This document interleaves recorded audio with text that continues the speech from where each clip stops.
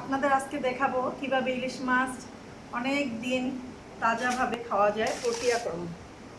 প্রথমে ইলিশ মাছটাকে আমরা সুন্দর করে মুছে নিলাম, তারপর একটা পেপারে সুন্দর করে র্যাপিং করার জন্য 2টা লেবু দিলাম, যাতে ইলিশ মাছটা অনেক দিন ভালো থাকে এবং ইলিশ মাছটা স্বাদ এবং গন্ধ 1 বছরের মতো ভালো থাকে।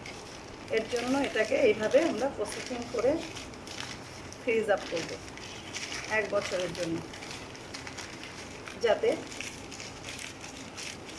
1 বছর পরে এটা স্বাদ গন্ধ সব কিছু ভালো থাকে। এইভাবে যদি আপনারা ইলিশ মাছ প্রসেসিং করে রেখে দেন, আমার মনে হয় আমার এই ভিডিওটা দেখে আপনাদের কাজ দিবে, কারণ আপনারাও স্বাদ এবং গন্ধ এক বছরের মতোই ভালো থাকবে এবং ভালো লাগবে। এভাবে আপনারা 1 বছরের জন্য ইলিশ মাছটা রেখে নিন।